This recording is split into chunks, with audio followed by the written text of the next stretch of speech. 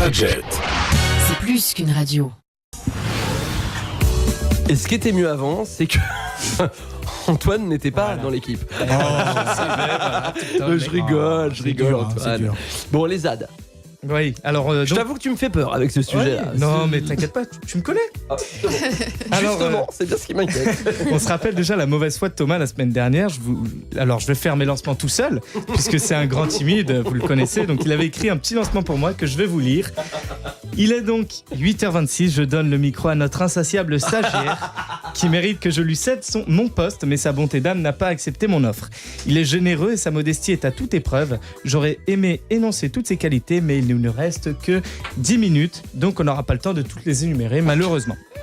Donc, merci Thomas pour m'avoir donné ce petit bout de papier.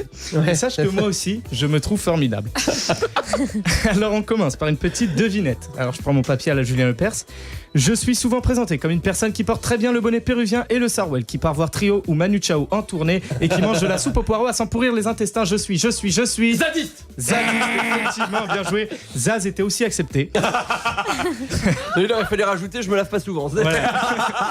Et bien justement, ces mêmes zadistes ont annoncé, je cite, on ne veut pas avoir à se lever tous les matins pour gagner de l'argent, pour le redépenser, payer des taxes et des impôts. Alors justement, on veut pas perturber leur quotidien, mais à aucun moment on voit apparaître prendre une douche. Donc je voulais juste qu'ils rajoutent ça dans leur emploi du temps. Autrement, j'ai aucun problème avec eux.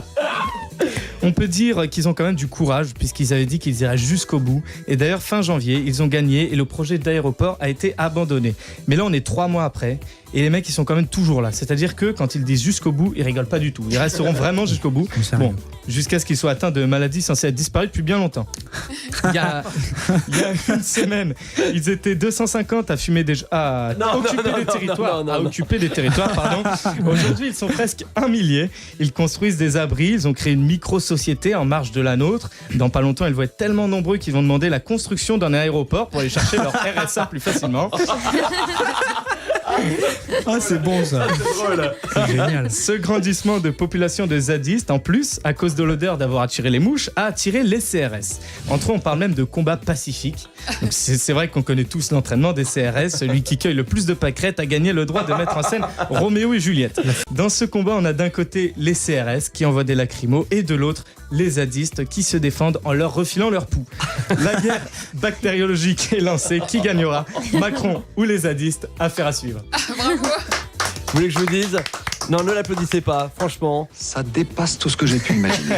Et même pire que ça. Je n'en peux plus, je suis en bout du rouleau, j'ai envie de rentrer, me foutre ma servante et terminer mon soir. Voilà, c'est dit.